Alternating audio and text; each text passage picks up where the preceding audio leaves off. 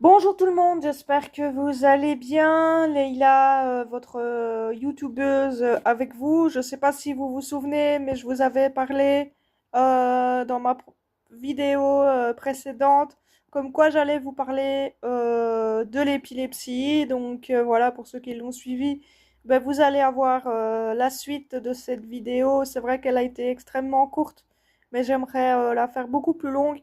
Déjà, je voudrais commencer par vous dire que l'épilepsie, oui, effectivement, peut être une maladie et est une maladie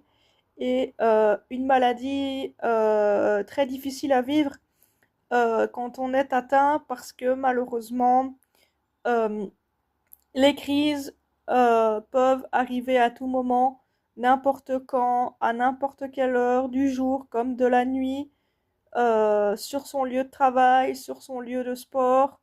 Et c'est vrai que l'épilepsie, en temps normal, peut faire peur aux gens qui ne connaissent absolument pas l'épilepsie.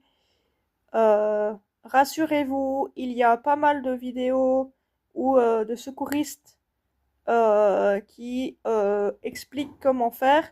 Mais je vais vous expliquer en gros, quand vous voyez quelqu'un qui fait une crise d'épilepsie auprès de vous, ou en rue ou n'importe où, voici la première chose à faire, c'est surtout ne pas toucher la personne si vous voyez que la personne est en train de convulser. Il ne faut surtout pas que ce soit les jambes ou les bras, surtout pas bloquer les membres.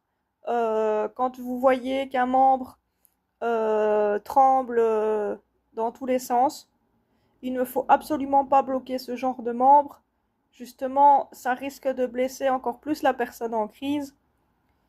Et surtout, si vous êtes à plusieurs, bah, par exemple, il y en a un qui peut euh, essayer de faire en sorte de voir que la personne, par exemple, bah, si elle est sur du dur, faire en sorte que la tête soit surélevée sur un essuie ou sur une veste, faire en sorte que la personne ne se blesse pas. Et après, si elle a fini de convulser, vous pouvez la mettre en condition de sécurité qui s'appelle la position PLS. Et donc ça veut dire mettre la personne sur le côté en PLS. Après, ben voilà, vous appelez les secours, vous faites ce qu'il faut faire. Mais malheureusement, il n'y a pas beaucoup de choses à faire. Ben, il faut attendre que ça passe.